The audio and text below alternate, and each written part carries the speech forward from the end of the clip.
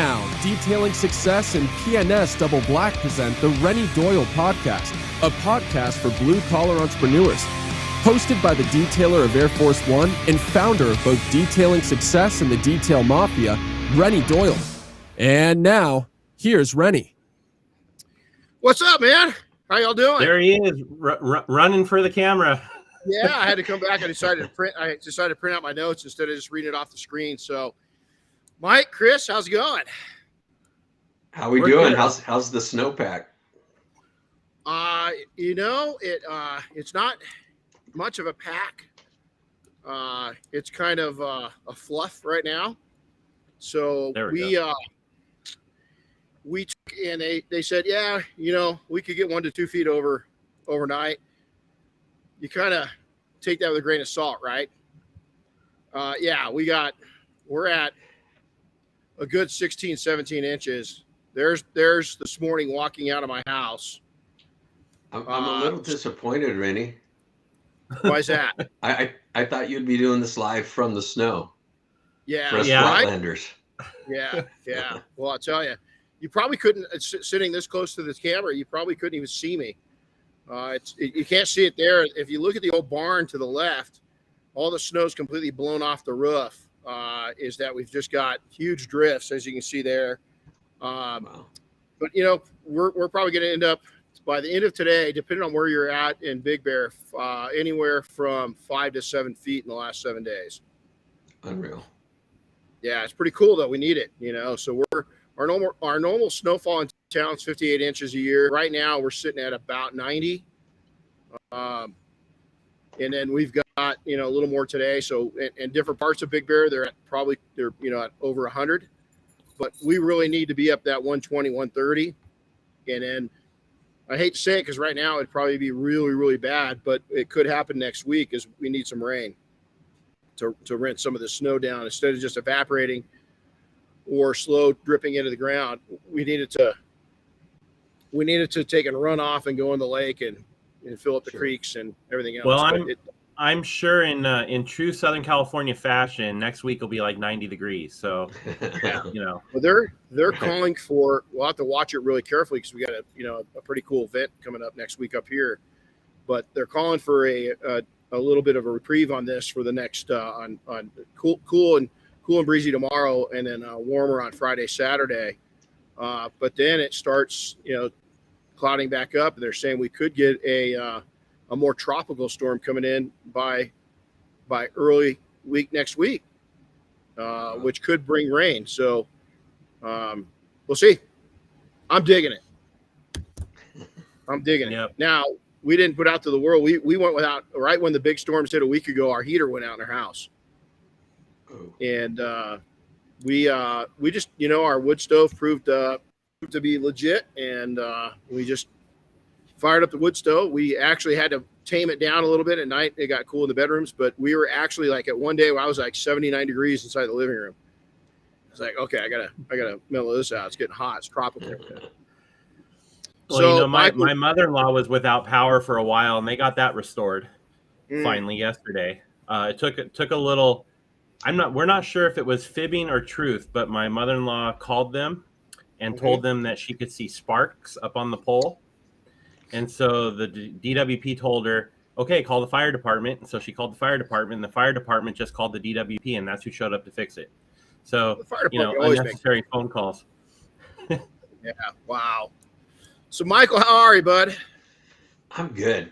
It's been an interesting season of life, but yeah, I'm coming out on the other side of it feeling good. How are you? As we talked about, Michael and I have these great luncheons at this restaurant that's been around since do you know when Mexico Cafe was open? Goodness, I don't. I know that I've been going there for over 30 years. Yeah, I think we were little kids, maybe even before our time. But we both have gone through the last year for me, more currently for you, some life challenges, and we're going to talk about relationship factors and even how those play into that factor, and us even debriefing each other. So. That's right. What's funny is we're all in Southern California and people are going, what? So what? They got snow, they got rain.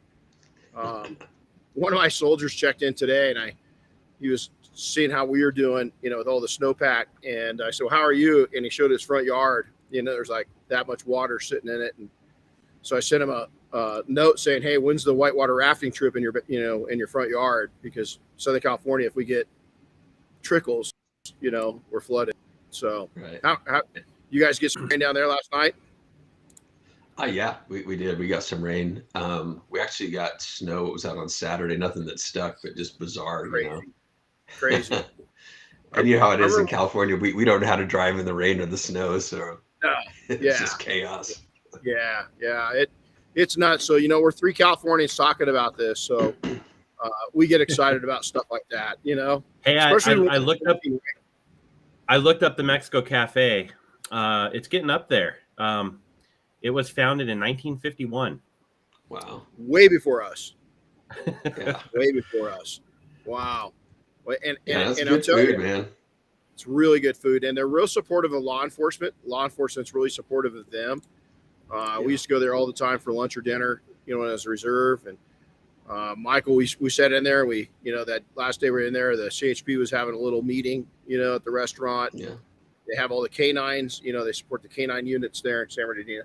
That's kind of a rough neighborhood too now. It used to be a really nice neighborhood. And you got to watch your back. You don't stop and get gas there. Hey, that's the deal. If you want good Mexican food, you sometimes have to go to challenging parts of the neighborhood. They know what's up. So you were supposed to be here. So kind of introduce yourself, but we're still gonna have our big podcast with you here because I think our energy is so cool when we're together. But go ahead and introduce yourself and your book, your amazing book, and then we'll jump into this. Sure. So my name is Michael Barnett, and I came out of kind of the brand and the marketing world and discovered really a white space in the customer service world where you could have some great marketing campaigns, but often things would fall apart at the customer service level. And so really found myself transitioning into that space and identifying 6 commonalities that businesses that deliver exceptional customer service, the Nordstroms, the Ritz-Carlton, Disney, so on and so forth, 6 commonalities that they have. And I call that process, if you do all 6 of those together, customer relationship imprinting. And so I have a book by that name, Customer Relationship Imprinting. It's there you go. There it is. Yeah. It's the 6 elements to ensure exceptional service without exception. And so I really try to help businesses move from acceptable customer service to exceptional customer service. And purposely, the title, the word relationship is in there because relationship is so crucial to our customers.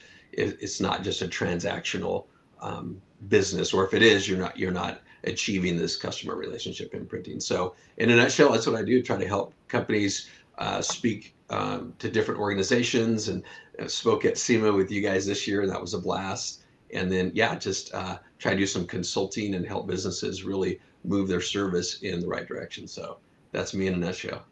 That's awesome. So I'm going to go back. Let's go way back for a lot of you. It doesn't seem that far back for Michael and I, but we met in high school. I kind of felt bad for some of the kids that came. We called it the terrace, Grand Terrace, because you guys had kind of stuck all together, and then they bust you into this school down at Colton, and it was different, right? I mean, going to Colton. I mean, even though you grew up around Colton, all of a sudden being immersed into Colton life. You and I have never talked about that. How was that? It had to be a different vibe.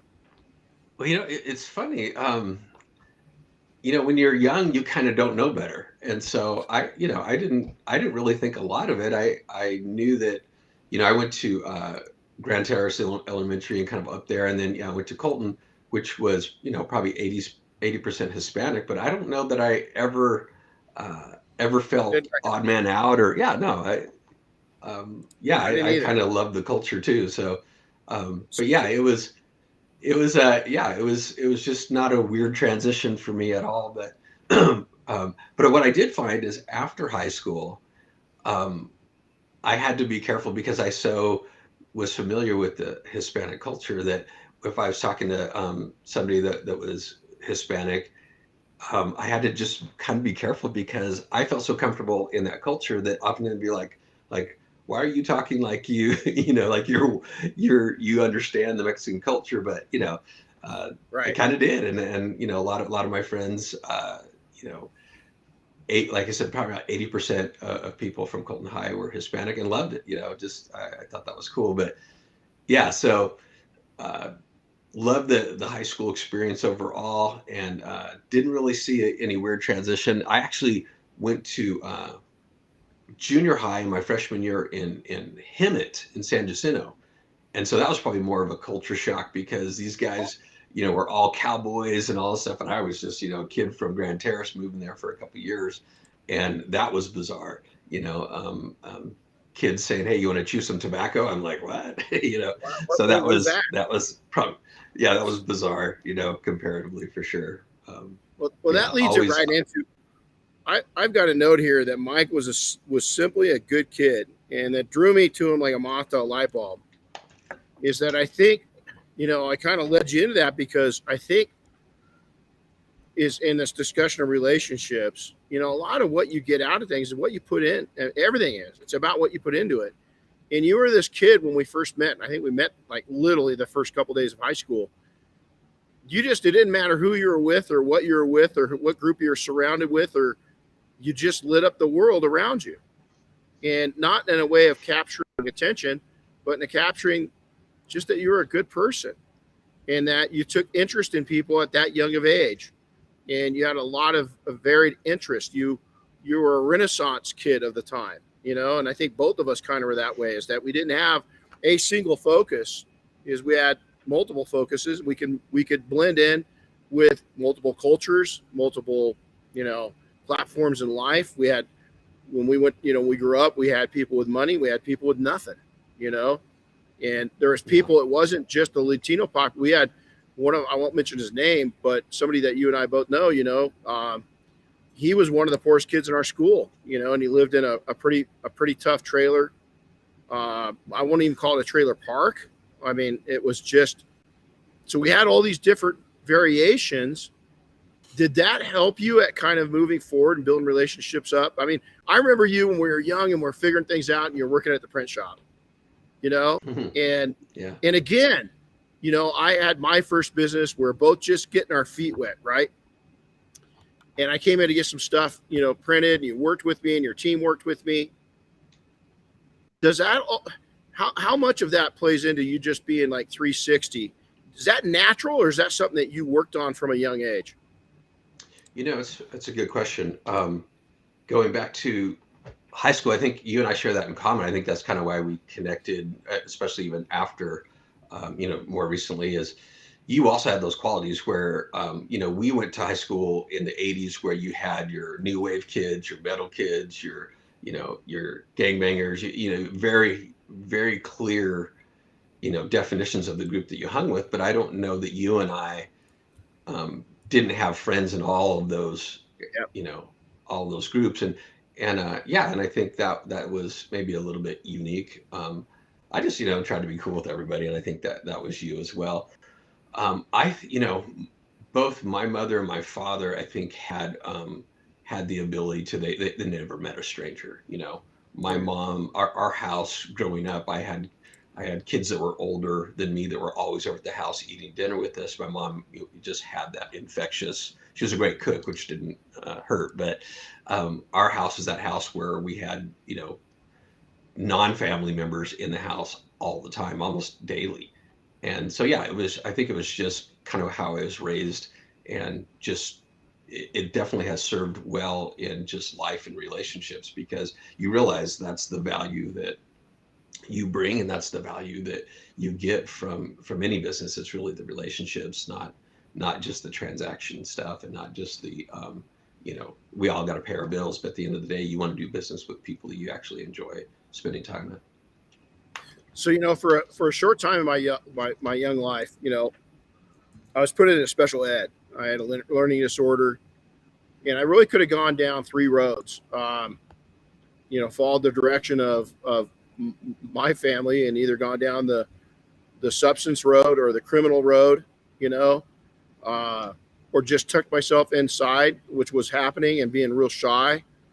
Or I could just say, hey, man, these people are going to judge me. It's not me. It's a short-term situation, and I'm going to get through this. And I just decided, when I was 10 or 11 years old, I had to pick myself up. Nobody was going to be here to help me. So for those people, I come in, and I know that you and I kind of were fortunate because families, my mom Italian, spoke, it's hands, and touching, and hands and storytelling.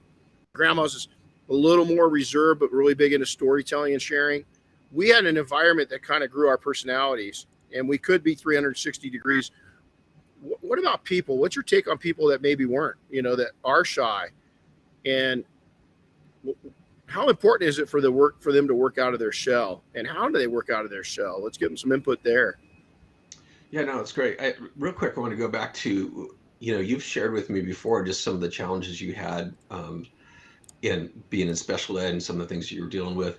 And I think the thing I want to make sure everybody's clear on is we never know the baggage that other people are carrying.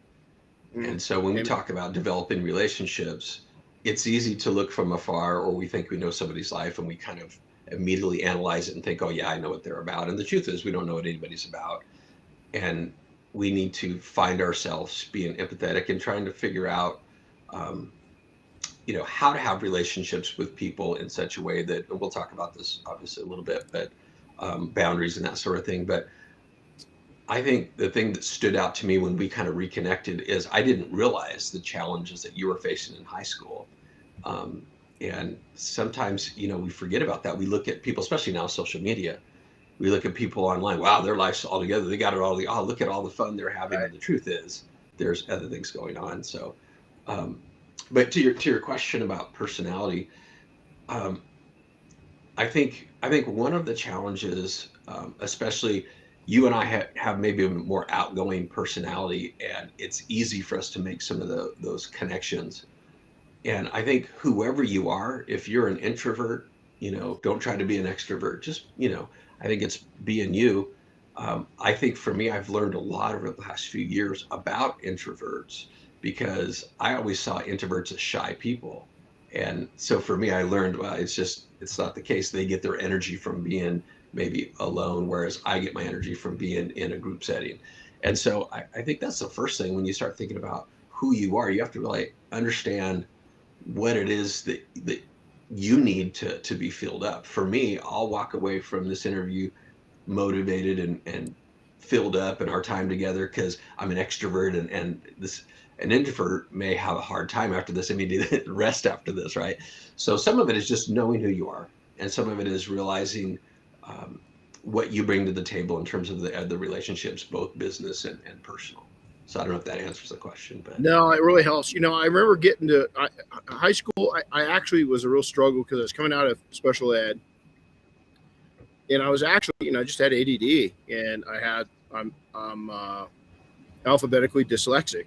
I'm not that it's not severe, but it those two combinations, and then as I've gotten older, it's developed into ADHD, which brings it a whole new, look, squirrel. I'm all over the place, but also I've just decided again at different platforms in my life, this is who I am, and I accepted myself. And I think that's a big part of it. But, I going to junior college, believe it or not. And I was I always considered myself not a smart person. And for a long time, many people told me that, that I would be nothing. I couldn't get an education. I'd probably be lucky to get it in, even into junior high, more or less through junior high, or, high school is almost out of the question. But yet I hold, bachelor's and master's degrees, is part of it is don't tell yourself those things. Yeah. People are going to tell you whatever they want to tell you. It's your decision to listen.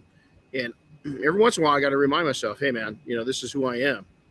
And it's part of those boundaries we'll get into here in a bit. But I'll tell you, getting up and just facing the fact that, I struggled in school. And yet when I got into junior college, I wanted to succeed so bad that when they call on somebody, I was usually the first to put my hand up and give the answer. And 25, 30% of the time I was wrong. I didn't care. I used it as a learning opportunity in a way to detune myself from self-criticizing myself to a point where I was actually sabotaging myself. And so one of the things in the entrepreneurial world is you have people putting out there that they got their act together and follow me because I know where I'm going, boys.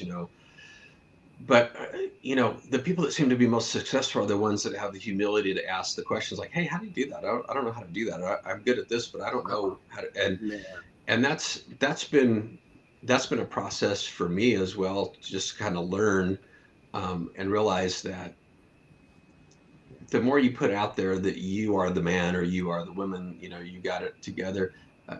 When people do that, I see right through that, and I'm like, this doesn't feel authentic, And so trying to also be that guy to say, okay, I have enough humility to say, hey, I don't understand what it is you're talking about. I have a entrepreneur friend of mine that he starts talking about the way he does financing, the way he does some of these deals, and I'm like lost. I'm like, okay, break this down, And so some of it is just that piece. I think humility goes a long way in any relationship, right? If you're, whether it's a marital relationship or business relationship, if you're always right, or if you're always the top dog, or if you're always the alpha, at some point you wear people down, and not in a good way. And so trying to just have some humility, I think is a good thing. And I'm learning that, I don't always get that right for sure. But trying to learn that piece of, like you said, being in the room and asking questions. It's easy to feel intimidated and say, I don't want to, you go back to that little kid when you're in elementary school. I don't want to look dumb, but Right. The more that we just realize, hey man, there's so much to learn. I think there's some value. And even at our age, it's really about learning to learn, and choosing to learn by keeping the mouth closed and the ears open, Well, each platform you go to, and it doesn't matter. I've met entrepreneurs, some of the people that I admire the most. A lot of them are past. They're gone. They're the library they that they built, through their lives is onto some amazing things, in the spiritual world. But I've got people that are in their 60s, 70s, and 80s that I look at them, and it just blows me away that they're not that they're still going. It's that that passion candle is brighter than it ever has been. And I think, and then you look at some people that are in their 30s, there is no passion candle. There is no glow. It's almost like a dead soul. Don't you think some of it is within the bubble of being a business owner or being an entrepreneur? There has been some of the stuff out there that if you're just the guy posting everything, and if you're just the guy that is, got your financial goals, you want to make $1 million this year, doing this, that, and the other. We see some of the models out there, so we think, oh yeah, I'm going to get rich. It's the money piece, right? But the people that seem to be the happiest, it says, I've heard the saying that the good life is built with good relationships. And the people that tend to, that you're describing, have that passion candle that's still burning, I suspect that they have the healthier relationships, because they've realized at some point that you cannot trade dollars for relationships. And there's a lot of people that are financially rich but relationally poor. And so one of my favorite movies is It's a Wonderful Life, and I think that's such a great microcosm when you look at the character Mr. Potter. He was financially rich, he owned everything in town, but he was miserable. And George Bailey, right, he was didn't have any money, but he was relationally rich. And so I think entrepreneurs in general would do well to understand that the real value and the real richness of business life is in this. It's in the relationship. Because when the podcast is over, you and I are still going to have a relationship. We're not just doing business together to, further my company or your company. And I think the more we understand and really develop that piece, I think the better business will be in general. But I know for me, the more I invest in relationships, but really the happier I am, and not so much focused on, oh, I got to hit these financial goals. Not that we shouldn't have them, but that relational piece I think is so critical. So, Michael, and a lot of people will come back and say, you know what, though, I'm in the service business, or I own a hospice care company, or, whatever it is really what's relationships going to do for me in my industry? Does it even matter what industry you're in? I'm going to give you something from, a big part of my life has been dealing with search and rescue. Unfortunately, we've dealt with a lot of we've interactions with the morgue. I've seen really, most morgue technicians are fabulous because they realize that the people coming in to their environment, it's one, if not the worst day of their lives. And yet you see these people, it's been I can't think of a bad experience. Here's somebody that's dealing with, most of us don't want to ever do that, yet their relationship skills were pretty spot on. Even my own mom, we had to deal with that. It hit pretty close to home for me, all these years of dealing with other people, and morgues and death and everything else. And it got to me, firsthand. And the most gentle young man, and you could see he understood emotions, and he knew I didn't want to take and let anybody get near my mom. And he walked me through that process being half my age. I don't think it matters what industry you're in. I don't think you can hide behind a phone or a keyboard. Can you? Well, you bring up a good question. You really have two mindsets. I think there's people that use relationships to advance their business, or use relationships to get ahead in some way, and they're already off the path. I think as you invest in relationships for relationships' sake, it's always interesting how business works itself out. And so, I would caution people if they're thinking, oh yeah, here's how I can use relationship in my business. They may already, be asking the wrong questions. I think, a book that I read several years ago, and Bob Berg wrote a book called The Go-Giver. And I would recommend anybody, as we're talking about this, that book is stellar, because it's really what we're talking about. It's understanding it's not about being a go-getter. It's about being a go-giver and investing in other people. And so, it's a fictional story, but it really, for anybody in business or anybody trying to develop relationships for relationships' sake, it's a great book. But yeah, I think relationships, I've said this for years, it's all about relationships, because regardless if you're working at a morgue, if you're working at Del Taco, if you're a media mogul, it is really about the proximity you have with the people you're interacting with. I mean, how many times have we heard, oh yeah, I met so-and-so. Oh yeah, he's kind of a jerk. Oh man, you meet your hero and you're disappointed and that sort of thing. It's because you feel like you have some sort of relationship with them. And then when you meet them, it's not what you had hoped it would be. But the opposite is true as well. Like we can dive deep into relationship. And on the customer side, I found the people that are the most successful are those that have, the marathon outlook, or really the giving outlook that, hey, I'm just here to give, because you and I have walked people to the end of their life. I was a youth pastor for years, and I've sat by somebody's bed of all ages and watched them pass, and there is not a single person that has said, man, I wish I just made a few more dollars, or I wish I had gone on a few more vacations. No, it was all about who would I love, who loved me, and what I did for the Lord. It was really those three things. And so as we think about this in context of business, it really, the world is filled with lonely entrepreneurs that think they're doing it all for the hustle. and they're working 24/7. That's not healthy. We weren't built to do that.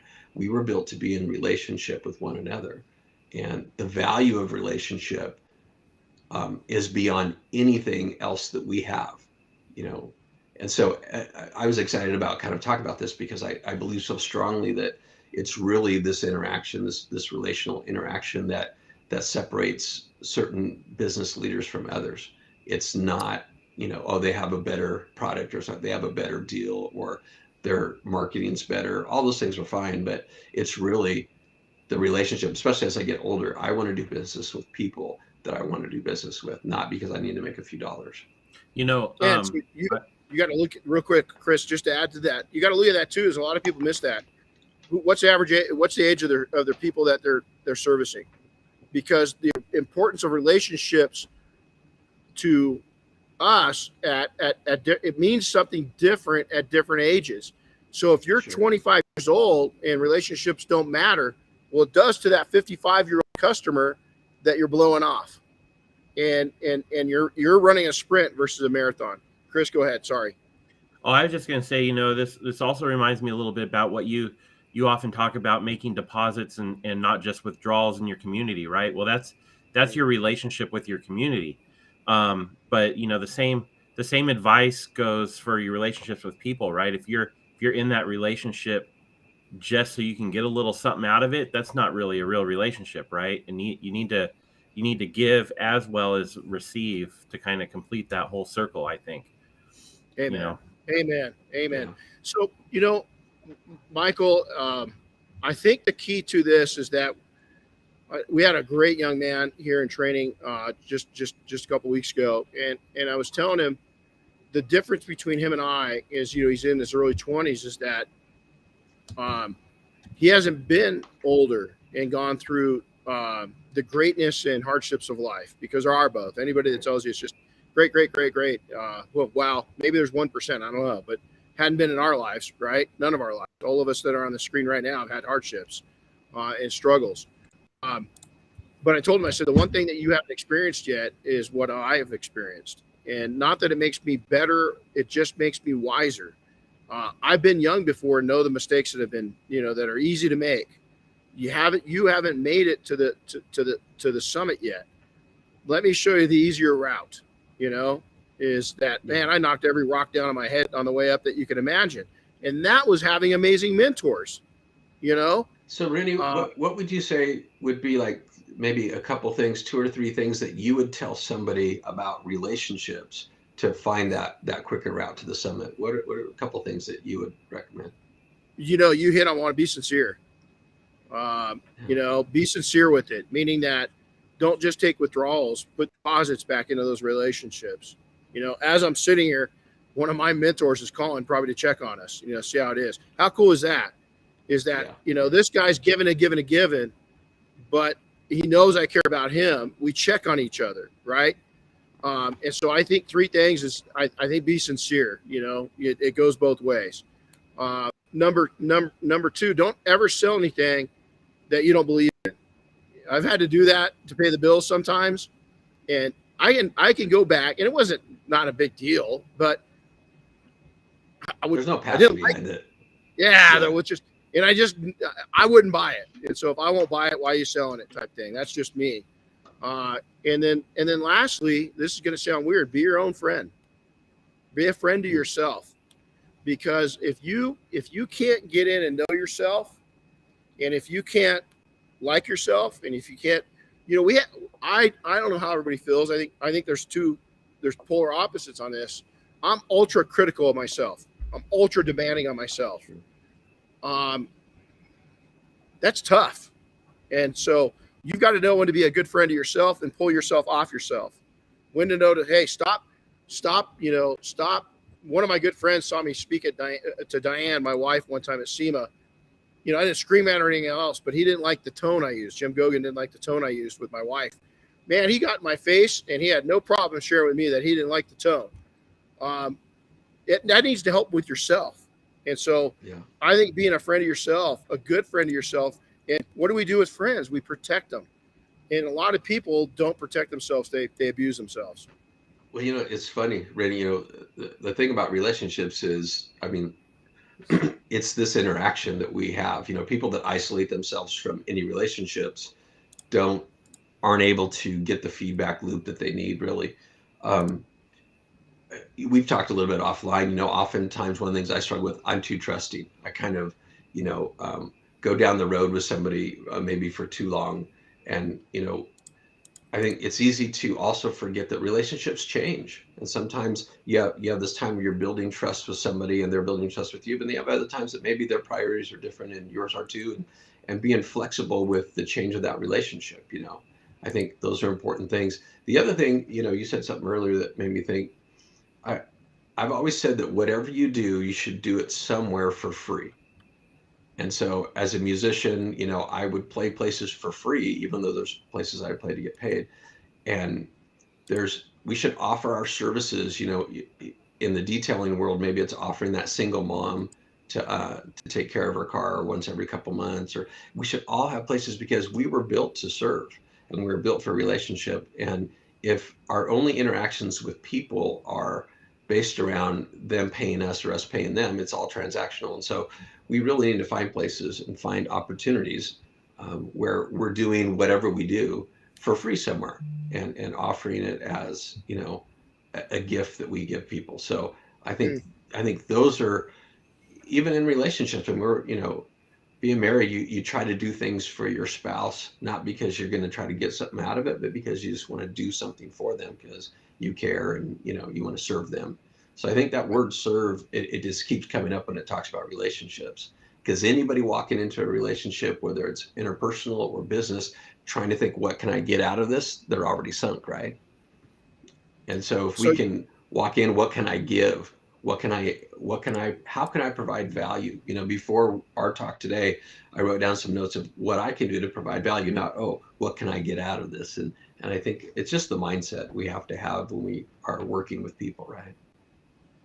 And those, I remember going back to, you're getting all this worldly knowledge, in the print industry, right? And we did business with your business. Here I am. We've got a window covering and window tinting company at that time. Man, we're both in our we're both in our early 20s, right? We're making it. I mean, we're making it happen, but man, we're spinning our wheels. There's a lot of smoke coming off those wheels, right? But every time I'd come in, you'd grow. And I don't mean as a business, I mean as your skill set, your communications. And then, we got busy raising kids and everything else. And then social media pops up and bam, we start becoming close again. I like to hear your three things. What are three things? You just asked me that question. So if you had to lay down, three things that are important to you in that relationship, we're going to get into relationship Velcro. I just love that freaking term here in a second. What is that? What is that? I think definitely at the top of that list is always choose relationships over the business, because business will come and go. But if you're burning bridges and burning people, at some point you run out of relationships. And so for me, the first one would be make sure that you choose relationships above other things. And sometimes that's hard to do because you're put in positions where you can choose to keep the relationship, but it's going to have a negative impact on the business, or you can choose to, kind of, push back on a relationship so you can get better business. And so I think that's one of them. I think we have to be relational centric, if you will. I think another, cliff notes that I'd give to somebody that thinking about, okay, what does a relationship look like? I think find places where the giving of your relationship is also appreciated. Oftentimes we try to have relationships with other businesses that they're more interested in the business than in the relationship, or there's not a match. And so find places where you fit. It's easy to try to push who you are on certain types of people. And again, it's going back to what you said, kind of knowing yourself and knowing what works. And then thirdly, I would say, never stop trying to learn about yourself and the people around you.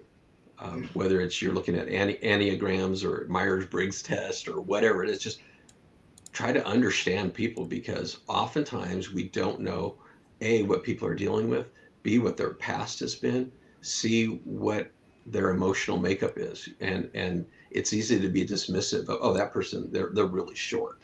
They're really, gruff. Well, if you knew the life they had, or you knew some of the details that they were dealing with, it might change your perspective. So those would be at least three things for me that I dig it.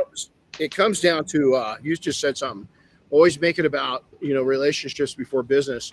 But there's also that, you mentioned it, and we're both guilty of this, that ultimate trust that you just believe everybody's going to do right by you. And so with that, I think with Michael, we let's go here for a second. Then I got a really interesting question that just popped up on my phone. Is there's got to be boundaries set, and listen, put the relationship out there.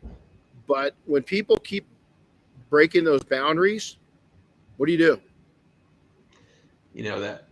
That is a hard thing, and I am guilty of having boundaries that move.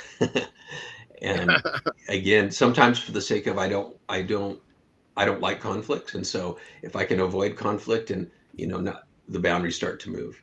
And oftentimes there's regret. I'm fortunate that my wife, different personality than me, that she recognizes, hey, somebody just stepped over that boundary. You need to consider that, and then that's been one of the helpful things in growing me as a person in our marriage. And I think she'd say the same is true, that I help her to soften some of those boundaries. And so, I think those are serious challenges.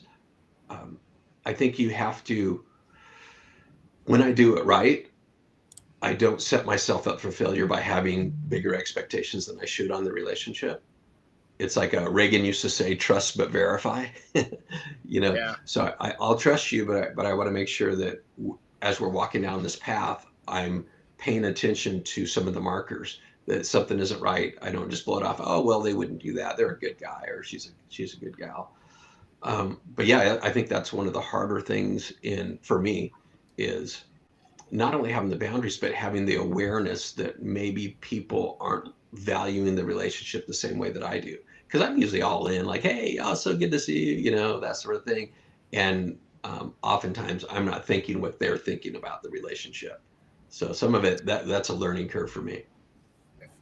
I've come up with a new method. It's a matrix. A couple things, even with my family. So we've got, share a little insider view into the Doyle household. Is in our kitchen, we've got this huge island, right? And it's got a sink, just kind of a bartender sink in it, and then their main sink. And my co-residents here, my family, likes to use the secondary sink as the recycle bin. That's where everything that's going to go out in the recycling trash can outside, well, that goes. Well, now it's kind of a pet peeve, and I hate it. I've been fighting it for 4 years, since we bought this property. But now we've got a puppy that likes to yank everything out of there, and whatever's in there is shredded. So I've talked a lot. I figured, okay, you know what? Talking's not working. I set this boundary. And so last week, the snow started coming in. I had kind of everybody locked down, right? I had their attention. I said, guys, one of my fetishes is this whole thing of not having our sinks look like a garbage can. And it's just not working. So what I've decided to do is, Diane, I know you like Dr. Pepper. When I see Dr. Pepper in there, I'm going to take those items, not going to say anything because it's just, it's not worth it. But I'm just going to put them in your bathroom sink. And Darren, when I see your recycle stuff in there, I'm just going to take it. I'm going to divide and conquer. Because we're all going to be happy, because you guys like to put recyclables into sinks, and I like a clean sink. So guess what? I'm going to clean up after you. There hasn't been one thing put in that sink. I finally, 4 years, I figured it out. And you know what? It wasn't arguing. It wasn't everything else. I figured an action that would finally work.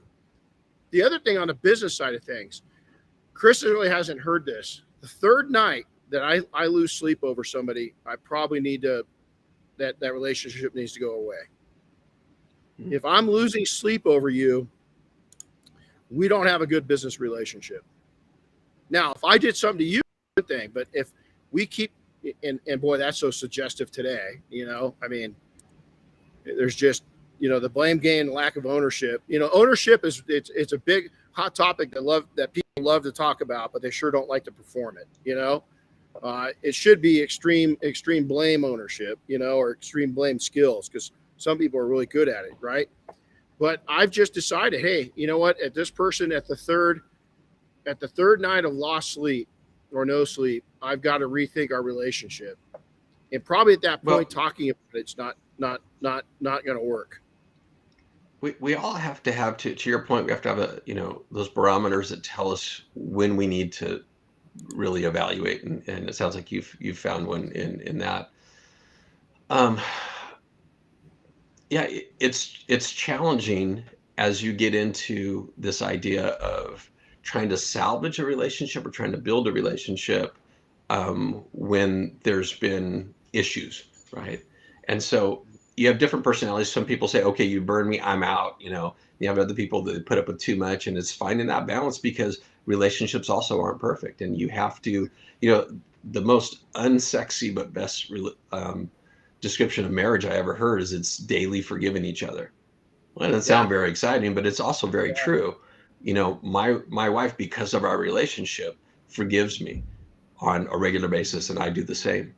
And so it is that challenge. Again, it goes back to that relationship. If we're building relationships, I had somebody I was working with, kind of a high profile person. If I told you their last name, you would know who it is, on the business scale.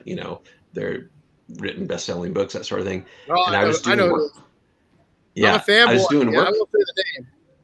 Yeah, I was doing work for them, and we came at an impasse where they didn't like what I was, the final product that I was giving them.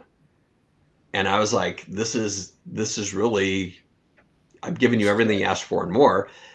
But what happened was we both walked away from that saying, you know what, it just didn't work out. We figured out financially what that looked like for both of us. And it worked out because I valued the relationship more than I valued, the money that was being earned or whatever. And they also saw that we can work this through, and we did. And I think those are important things that, especially a personality like mine, that I just don't want to have any problems. I don't want to deal with it. It was good for me to walk through that path of saying, okay, what do we need to do to deal with the issue? And I think we need to keep the issues separate from the relationship. It isn't always about bailing on the relationship because there was an issue.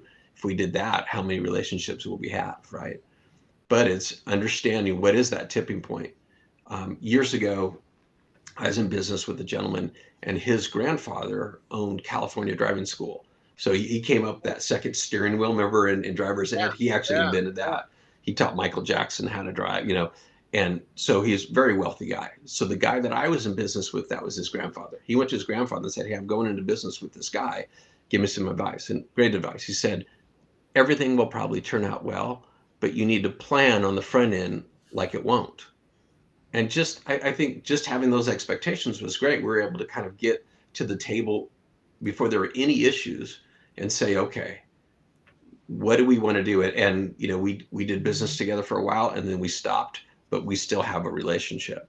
And we stopped just because the business didn't make sense for either one of us.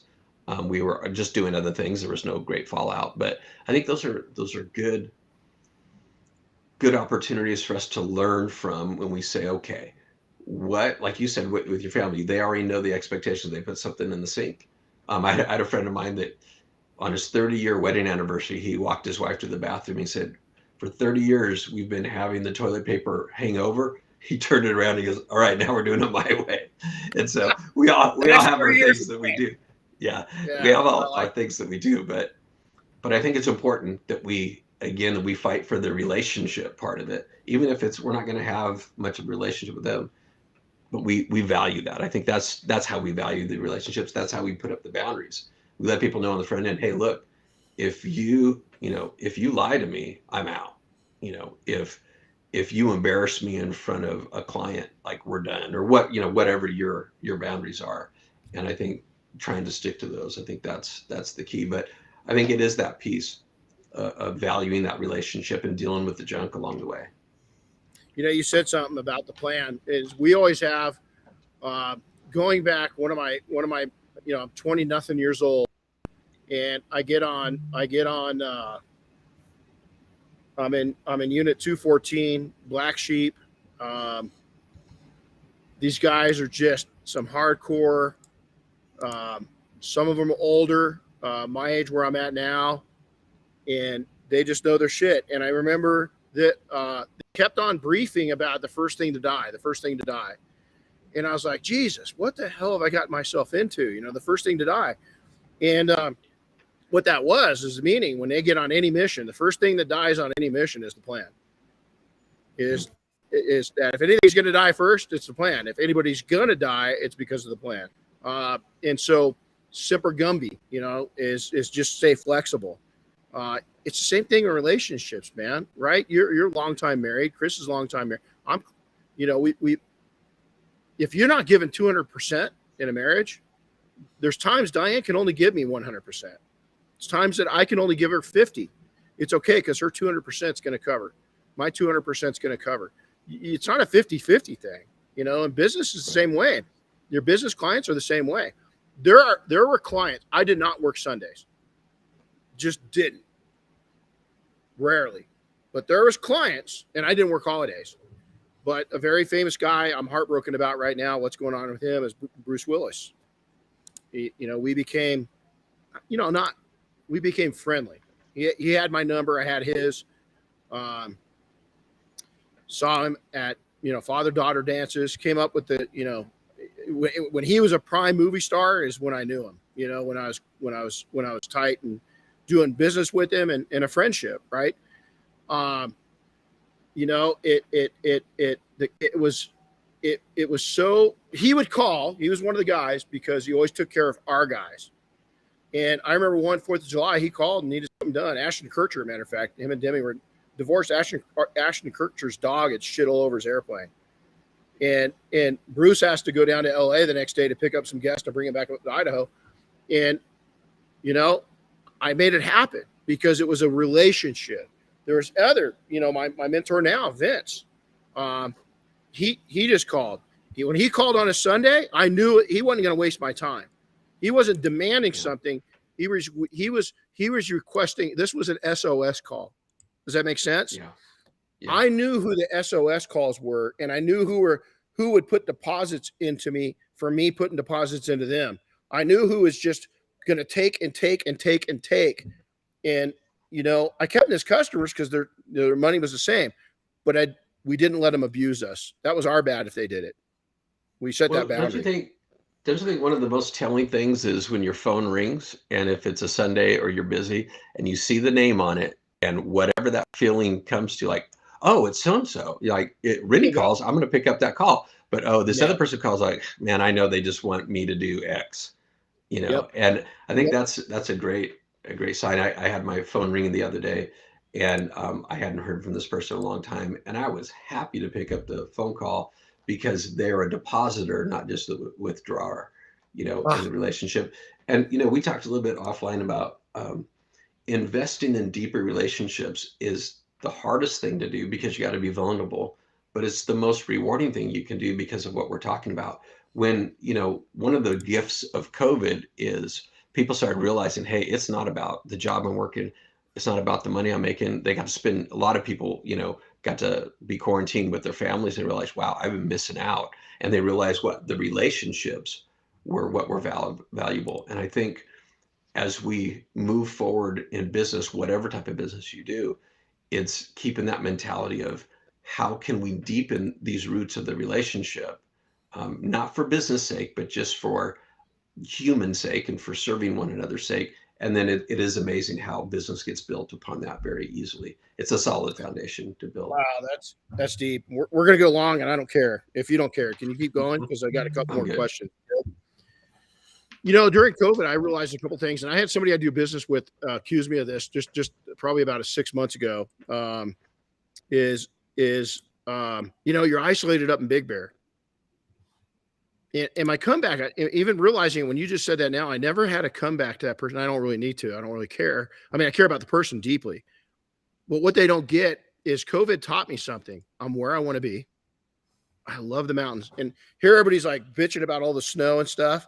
I woke up this morning, saw these drifts, and I go, cool. And Diane goes, what the hell? I mean, what's wrong with you? And I was like, God, this is never leave the mountains. I mean, you're this like is a kid heaven. on Christmas morning. Yeah. I mean, because this is like it was in Idaho.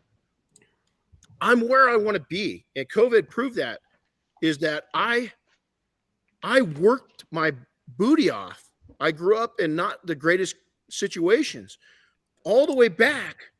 And you've never heard that. I don't even know Chris did. We had Colton Junior High. Do you know where Colton Junior High is? Oh, yeah. In Colton. So I grew up you could walk out my front door and see the field for Colton Junior High. Well, I had an old pair of World War II binoculars that my grandpa had used in World War II. And I would scan the mountains. And slowly, one of my neighbors was World War II vet. He saw that I just had this fascination with maps and compasses and the binoculars. So he gave me a map, several maps of the San Bernardino Mountains. And slowly, he showed me how to identify key markers on the map, hills, fingers, coming down, all these different topics. And within a year from there, I could tell you exactly where each city on the mountains was located behind that. And I could tell you where every peak was in all the big Strawberry Peak, the radio tower, the big comms center, right in the middle of the San Bernardino Mountains. I learned all about that. We ended up hiking up there as kids. I mean, what the hell? It took us like 3 days. Our parents didn't even know where. I don't think our parents cared because it's just a different time, right? All right. My point to this is that I worked from the time I was 6 or 7 years old to be where I'm at. COVID taught me that I'm blessed.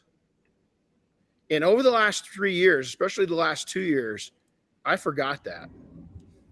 And I became not me. I wasn't a friend to me. I didn't have a strong relationship with me. I put so much effort into other people that I become very self-destructive with myself. Well, don't you think, Renny, some of that is we start drawing, especially in business, we start drawing from an empty well because we still have to do business every day. And so if we're not spiritually centered or relationally centered, or we've got some of those things figured out, we have to keep putting the bucket in the well, unfortunately. And I think it goes back to what you said earlier about knowing yourself well enough to say, okay, I need to take a step back. And you and I both had some of those experiences over the past year of just saying, okay, I need to change because I can't continue down this route mentally the way that I'm working through some of these things. And, it's that high idea. And I find, my relationships suffer when I don't figure out that piece. When I do figure out that piece, and when I'm also investing in me, I find myself reading more. I find myself okay with downtime a little bit more. When I have those pieces, all of a sudden my relationships are a little bit brighter, and I'm able to give more because I'm not drawing from an empty well. I'm overflowing with, I read this today, or I experienced this. And so I think it's easy to get in the doldrums as a business owner, as an entrepreneur, because we're just doing the grind. And the grind is that it will grind us down to nothing if we're not taking a step back and drawing from, a well of information, a spiritual well, a well of deep relationships. I have a family member that I go deep sea fishing with, who do tournaments, marlin tournaments. And so many of the people, and these, most of the people that are at these tournaments are very wealthy people. Most of these people are, in my view, when I talk to them, they're making great money, but they're not as happy as you would think, because that they have really invested in the business and not in the relationships. And so it's easy to do. We all can do it. It has nothing really to do with money. It has to do with the mindset. And so if our mindset is to create more of that relational Velcro, which is creating more of those meaningful, interactions with one another, that's the stuff that's valuable. I'm jotting. This is how, these are notes for me, you guys. These are notes I'm taking to better my, right? Yeah. I want to share something. Okay. This is, if hardships aren't just when you're starting out in business or you're just not starting out in life, is that both of us, Mike and I, Chris too, we've seen some things happen in recent times in our lives that honestly, I just went through the most challenging 24 months of my entire life. 4 things kept my well from going empty. My faith, my relationship with God, faith is number 1. Number 2, Diane. Is what we went through could have absolutely destroyed a marriage. And it's not because of her. She was facing her own stuff, right? I was facing mine. A lot of people I think they get sick of hearing about Boomer, my dog. That dog in the last 24 months, I'm not sure what I would have done without him. He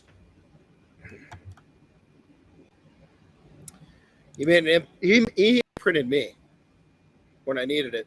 And then Chris. 4 things that kept my well from going dry. Because it hadn't been up to me, Mike. And this is the strange thing, is at the tail end of all this, all of a sudden our friendship comes back into boom. We were never like buddies, right? We were never like spend the night at each other's house. I couldn't have anybody spend the night at my house because, it's just not going to happen. When I was growing up, our house was just too challenging.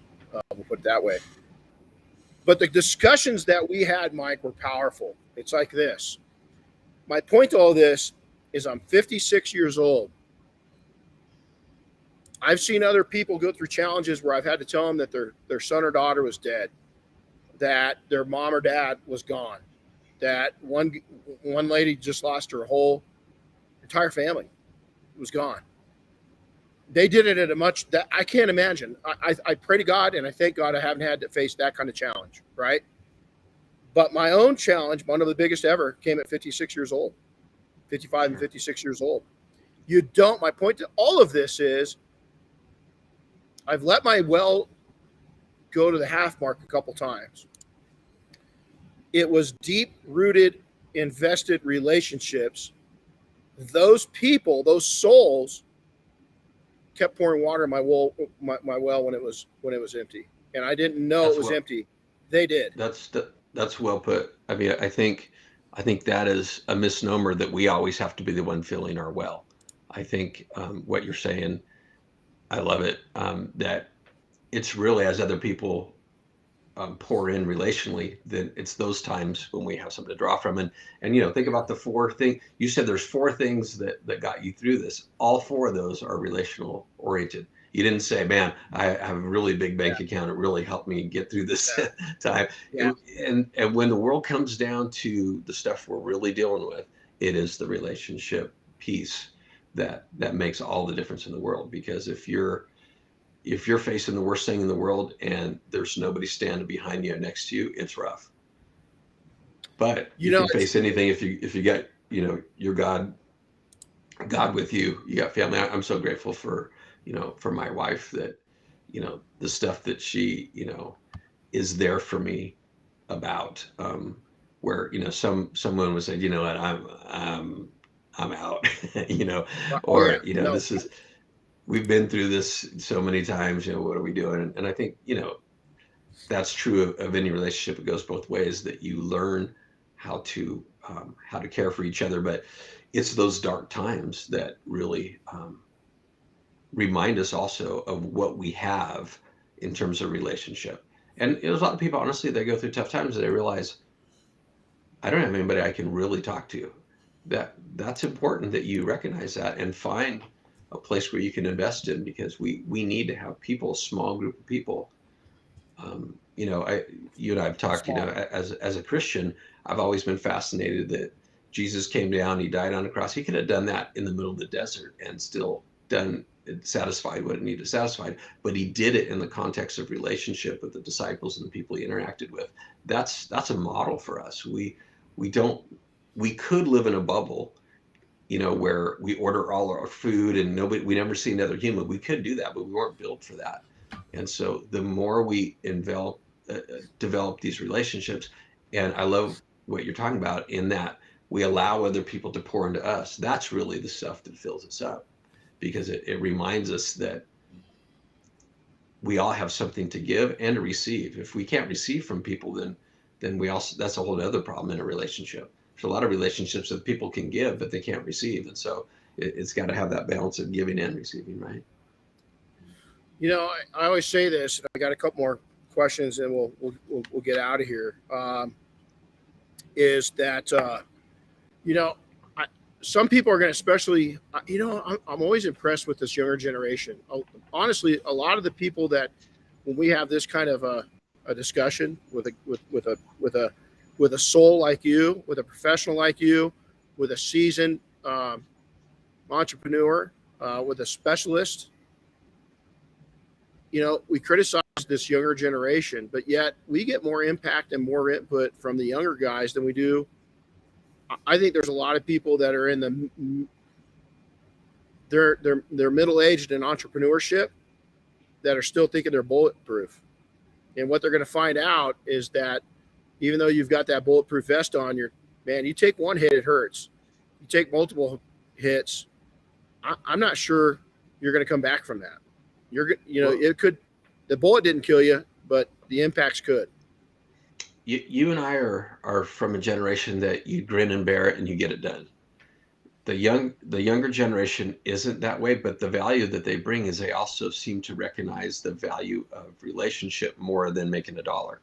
And there's a balance in all of that. But, a lot of the, 20 somethings and under get a lot of heat for, being snowflakes and, they don't want to work and all those different things. And, you can make a case for some of that, but also when you get under the hood of some of that, what they want to develop the relationships that they do have rather than just make a living like their parents did. And so, there's things that we can learn from every generation. I think that's something that we can learn from the younger generation, is that to value the relationship beyond the paycheck.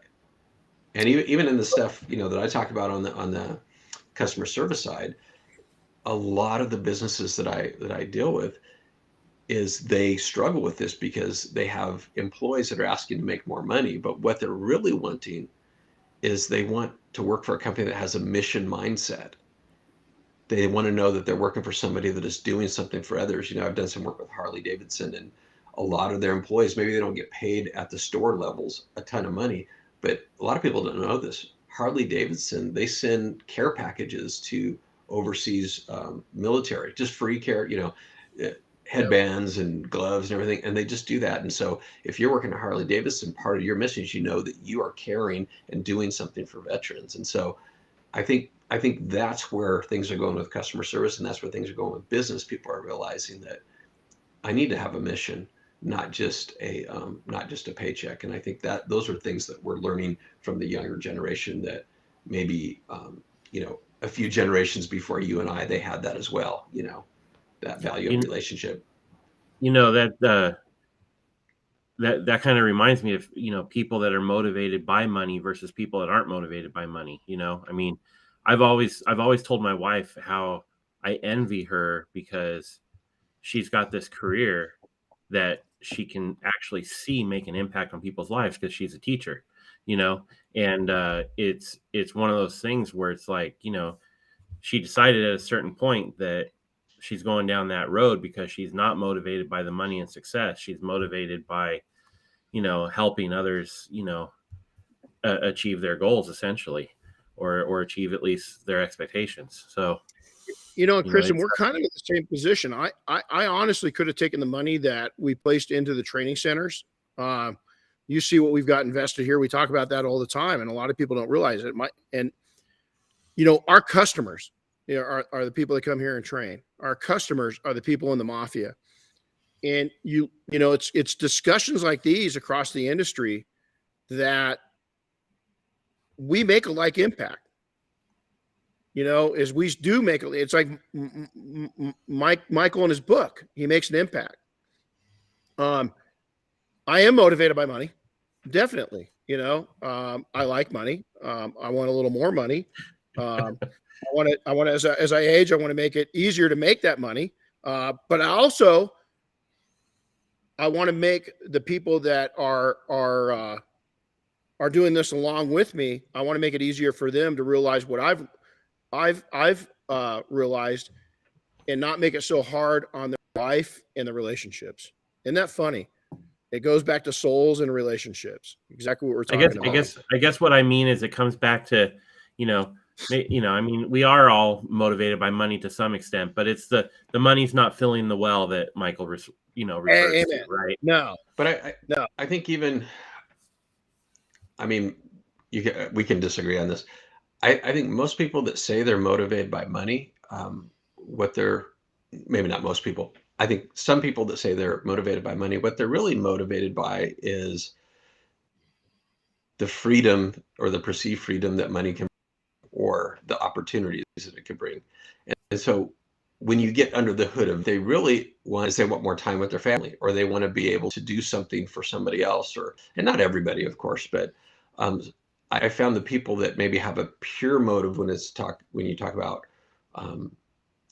money motivating, when you get under the hood of that, it's because I want to help others. I want to do something beyond my own capabilities that's bigger than me. We all want to do something bigger than ourselves and leave a legacy. And we can do that through finances, of course. We can do that through relationship. But ultimately, I think a lot of the motivation really comes down to, it still comes back to people.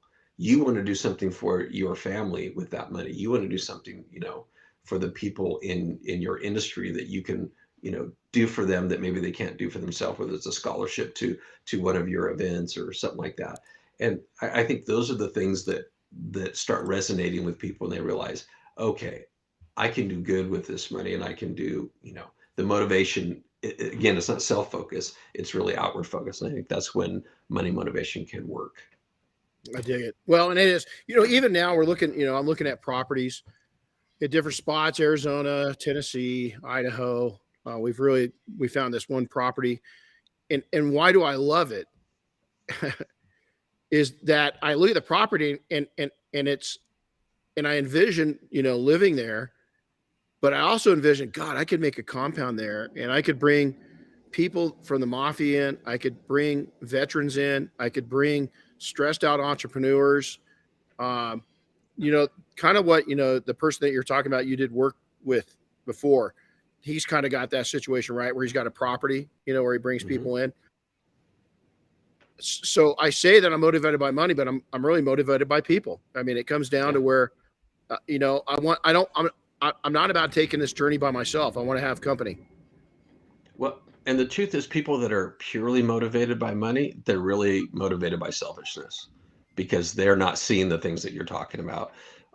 But yeah, I think it's using all of our resources to invest back into the one thing that we do have in this world, which is relationship.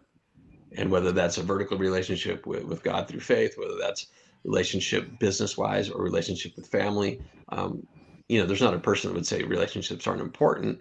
But when you look at how you spend your time, how you spend your money, and how you spend your energy, if it's not reflected in relationships, then you need to go back to the drawing board and figure out how you can do that. And I think you've done that over the last year. I know that I have looked to say, okay, I'm pushing hard and great, but what's the cost? So it's those pieces that we need to always be part of that boundary piece. Yeah. Well, so let's close out, and I want to get your input, on this one. First off, we're going to, Michael, thank you so much. We're going to come back when Michael's going to be here, and we're going to do something based off his book. This has given me some more ideas even off that. Everything happens for a purpose, right? With a purpose. Yeah. And so I think when we come back up and do the next podcast, I think that I've got some ideas I want to run by you offline. Okay. This was pretty special. I love, hope it touches one person. I hope one person emails, texts, sends us some DMs us, something like that. because there is some real gold in here, today. And unfortunately, a lot of people are going to skip over that. When I say motivated by money, and when I say, and when Michael, and I want to clarify this, when I was a young entrepreneur, and I'm talking really young, is that, I remember the days not being able to fill up my gas tank, being scared to death. I was going from job to job to job, meaning, selling something, I had to sell it. I was going to be in trouble. And I remember realizing, we've been talking a lot about when to know when to ask for help. And I remember going to and going to work at Costco. Then it was Price Club, and I'd stock the shelves from 2 a.m. until 6 a.m, and then go get cleaned up and go run my business. Right? Is what I'm saying when I say this. We've got a lot of people on different platforms that listen. Right? Is that you got people brand new just starting out. You got broke people. You've got people that have got very successful business that got $1 million in the bank and a couple $1 million worth of assets. Right. The biggest thing I want to tell you though is that the lessons that I really learned that changed my life and allowed me to live a much more comfortable life without overworking like crazy, it was all relationship based. And a lot of it came from people I met in my business or around business because we were like minds. And so I also think it's because you are a person that goes into a relationship to give and not to get, and people pick up on that pretty quick.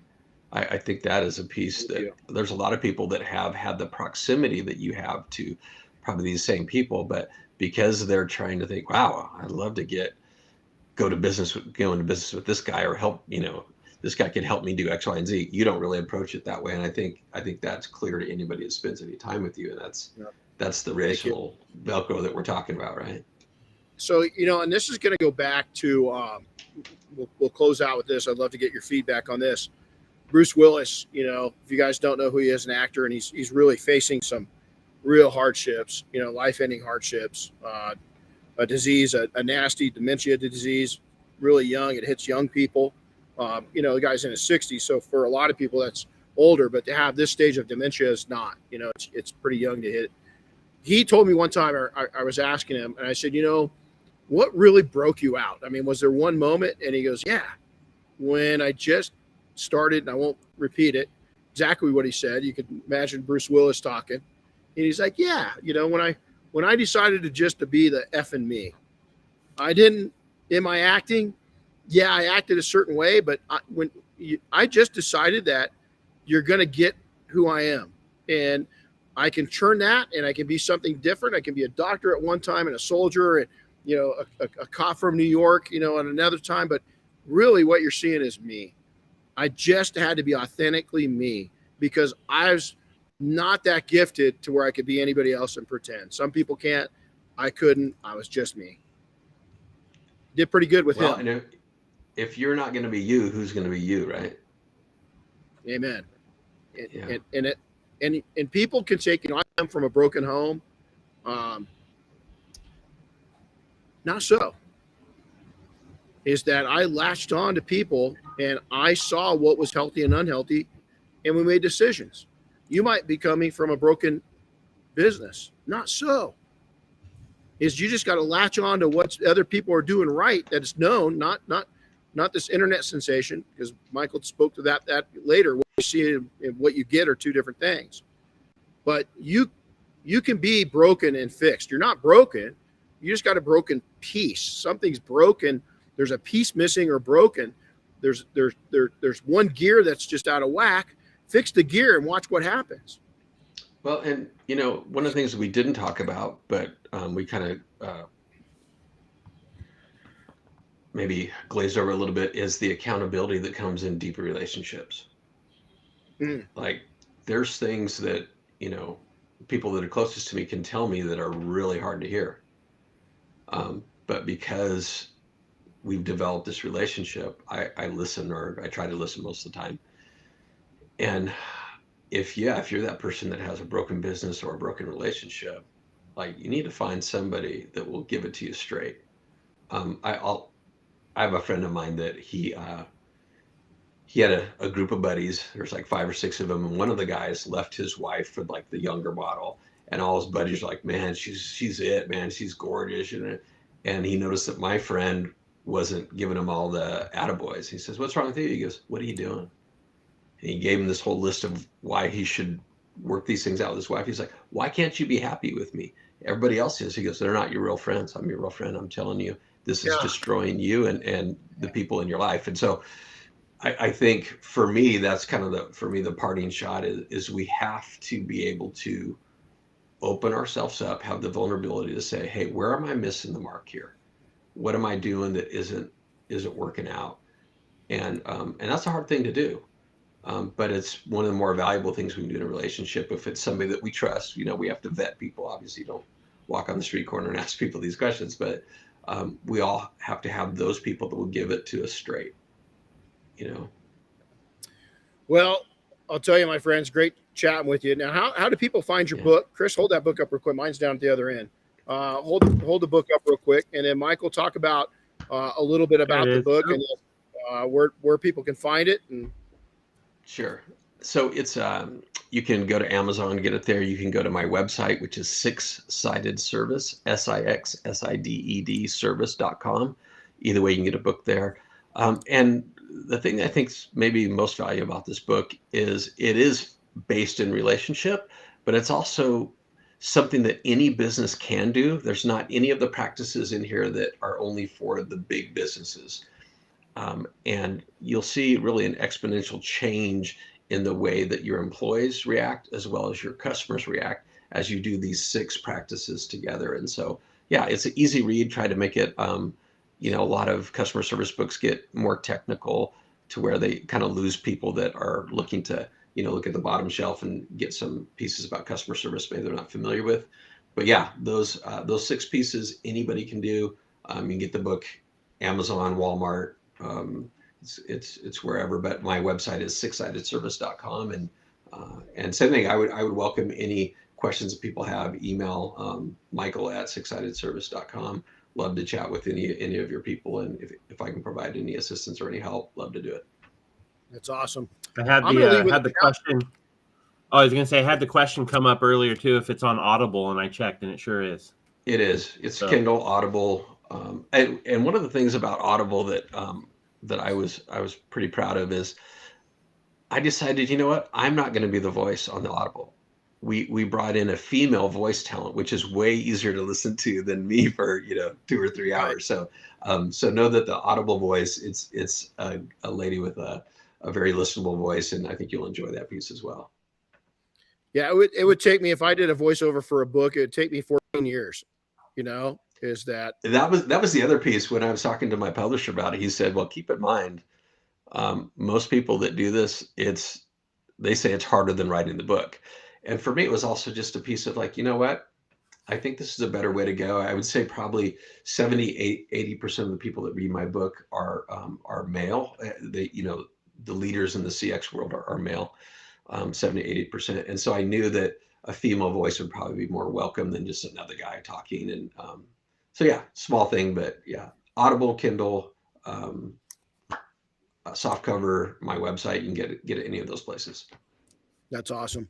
So I'm going to leave you, everybody listening, with the challenge that Michael did for us when we were in Vegas, when he came and spoke to our group. And this was probably one of the coolest parts of last year. Is Michael, you remember when you challenged us all to call 3 people that have made an impact in your life and just randomly thank them for the impact the imprint that they've put on you coming from them. So when you get done today, so at the end of this, call 3 people that have really made a difference in your life and thank them for that difference. And if you love them, make sure to tell them that you love them. So Michael, thanks. It's always awesome. I'm glad you didn't come up last night because you probably wouldn't be going home until next week. So, well, it worked out. There would be some fun that we would have for sure. But yeah, we've got extra shovels. We would have put a shovel in each of your wife in your hands, and you would have dug out. So I could just picture the 2 of you out there making snow angels. Man, I'd like to make a snowman so bad. I think I'm going to. The snow's a little wetter, and I think I'm going to make a family of snowmen. So, All right. I just I'm looking for that want to. post. Yeah, I just want to. And I got a couple of dried out cigars that aren't so good anymore. So I think tomorrow is going to be a snowman day. So, well, after skiing, because tomorrow I am skiing because it's going to be probably the best day of skiing that we've had here in 10 or 12 years. So sure. I'm going to go do some double black stuff and have fun. But Michael, Chris, thanks everybody. Hey, and for everybody listening, we love to hear from you. Renny at detailingsuccess.com or Chris at detailingsuccess.com. If we've made an impact, reach out to Michael direct. Let him know. If you send it to us, Michael will forward it on. We just one person. That's all we want to do is one person. It's a pretty simple analogy to this, and it's a pretty simple goal. But I know, and Michael knows, Chris knows how hard it is to make it in this world and stay sane about it. Michael, let's talk offline the next couple of days. And buddy, if you need me, I know it's been, we've gone through our challenges. Always here for you. Appreciate it, man. Yeah, Colton boys right here in the house. All right, guys. That's right. You take care, everybody. We'll see you next time. Thanks, Michael. We'll see you later. Thanks, guys. Appreciate it. Bye-bye. See you guys.